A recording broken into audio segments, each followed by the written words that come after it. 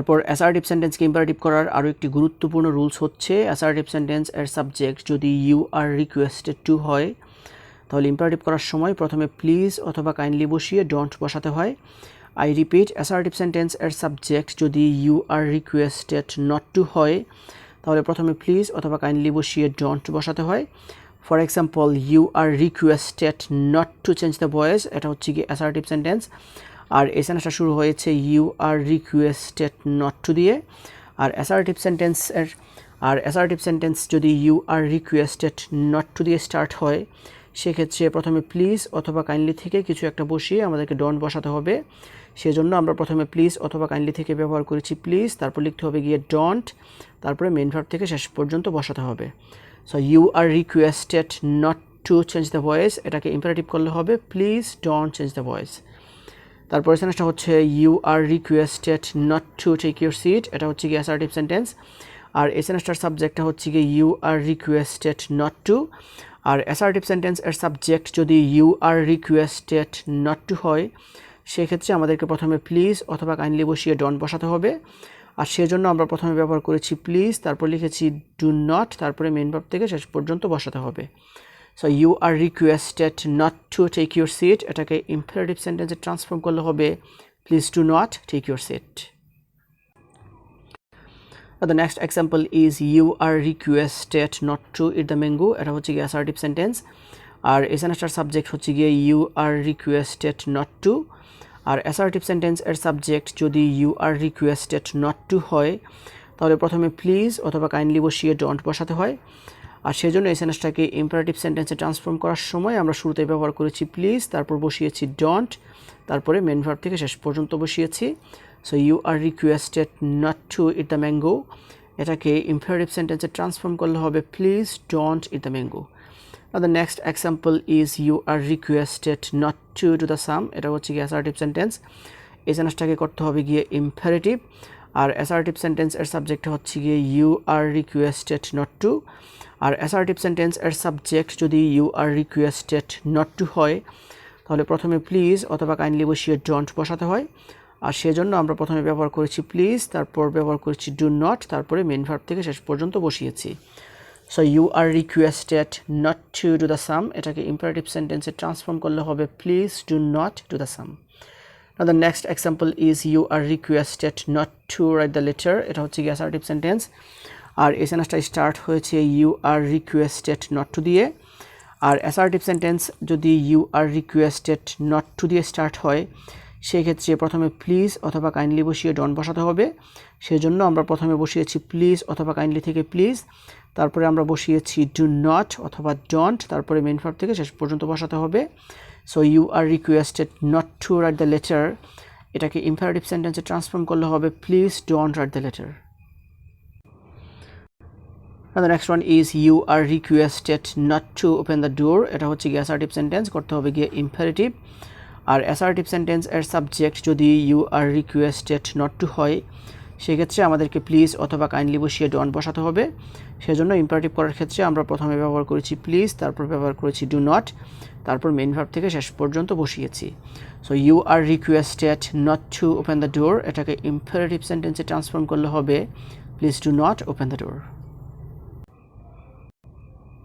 Next one is you are requested not to take care of your health, এটা হচ্ছে গিয়ে assertive sentence. আর এই সেন্টেন্সটা শুরুতে আছে you are requested not two.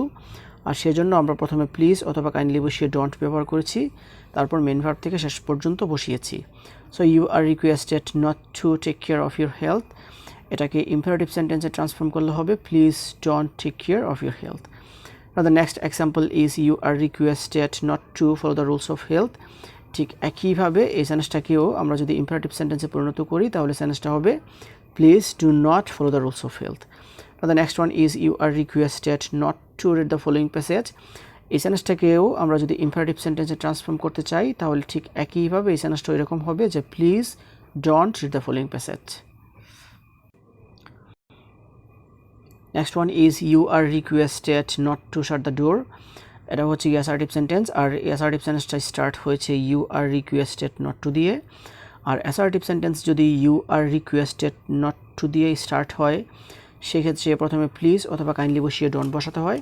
সেজন্য প্রথমে আমরা ব্যবহার করেছি প্লিজ, তারপর ডোন্ট থেকে তারপর আমরা ব্যবহার করেছি ডোন্ট অর ডু নট, তারপরে মেইন ভার্ব থেকে শেষ পর্যন্ত বসিয়েছি।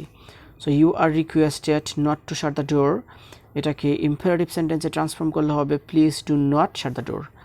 The next example is you are requested not to speak the truth, এটা হচ্ছে কি অ্যাসার্টিভ সেন্টেন্স, করতে হবে ইম্পারেটিভ।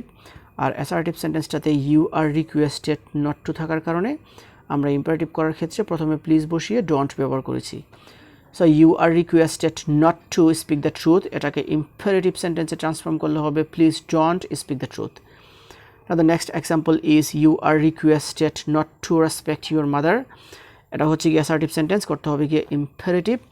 আর এই অ্যাসার্টিভ সেন্টেন্সটা you are requested not to দিয়ে স্টার্ট হওয়ার কারণে আমরা ইম্পারেটিভ করার ক্ষেত্রে প্রথমে প্লিজ অথবা কাইন্ডলি থেকে কিছু একটা ব্যবহার করে ডোন্ট ব্যবহার করেছি। So you are requested not to respect your mother, এটাকে ইম্পারেটিভ সেন্টেন্সে ট্রান্সফর্ম করলে হবে please do not respect your mother. The next one is you are requested not to tell a lie, এটা হচ্ছে অ্যাসার্টিভ সেন্টেন্স। আর এই সেন্টেন্সটা start হয়েছে you are requested not to দিয়ে, আর সেজন্য প্রথমে প্লিজ অথবা কাইন্ডলি থেকে প্লিজ বসাতে হবে, তারপর ডু নট ব্যবহার করতে হবে, তারপর মেইন ভার্ব থেকে শেষ পর্যন্ত বসাতে হবে। So you are requested not to tell a lie, এটাকে ইম্পারেটিভ সেন্টেন্সে ট্রান্সফর্ম করলে হবে please do not tell a lie. আর the next one is you are requested not to read the book, এটা হচ্ছে গিয়ে অ্যাসার্টিভ সেন্টেন্স। আর এই assertive sentence এর সাবজেক্ট হচ্ছে গিয়ে you are requested not to. আর অ্যাসার্টিভ সেন্টেন্স এর সাবজেক্ট যদি you are requested not to হয়, সেক্ষেত্রে ইম্পারেটিভ করার ক্ষেত্রে আমাদেরকে প্রথমে প্লিজ অথবা কাইন্ডলি বসিয়ে ডোন্ট বসাতে হবে। সেজন্য আমরা প্রথমে প্লিজ বসিয়ে ডোন্ট ব্যবহার করেছি, তারপর মেইন ভার্ব থেকে শেষ পর্যন্ত লিখেছি। So you are requested not to read the book, এটাকে ইম্পারেটিভ সেন্টেন্সে ট্রান্সফর্ম করলে হবে please do not read the book. The next one is you are requested not to make a noise, এটা হচ্ছে গিয়ে অ্যাসার্টিভ সেন্টেন্স। আর এই assertive sentence এর subject হচ্ছে গিয়ে you are requested not two.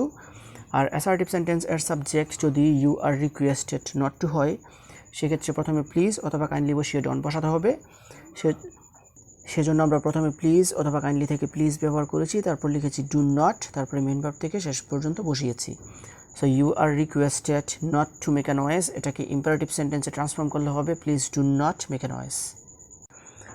তারপর সেটা হচ্ছে you are requested not to sing a song, এটা হচ্ছে গিয়ে অ্যাসার্টিভ সেন্টেন্স, করতে হবে গিয়ে ইম্পারেটিভ। আর অ্যাসার্টিভ সেন্টেন্স এর সাবজেক্ট হচ্ছে গিয়ে you are requested not to. Assertive sentence এর সাবজেক্ট যদি you are requested not to হয়, সেক্ষেত্রে প্রথমে প্লিজ অথবা কাইন্ডলি বসিয়ে ডোন্ট বসাতে হবে।